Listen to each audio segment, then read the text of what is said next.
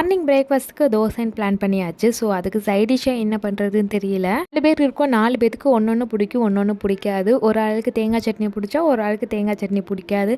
ஒரு ஆளுக்கு சாம்பார் வச்சோம்னா, இன்னொரு ஆளுக்கு டெய்லி சாம்பாரா.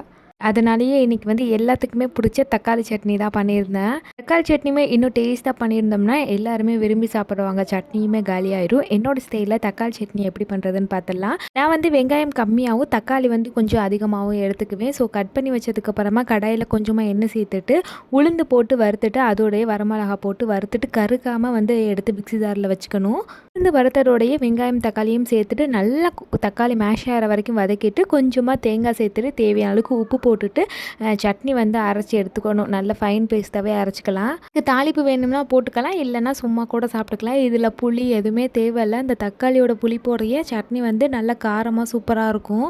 சைட்லேயே நல்ல மொறு மொறுன்னு கிறிஸ்பியாக தோசையும் விட்டாச்சு. சட்னி வச்சு காலையில் சூப்பராக சாப்பிட்டோம்.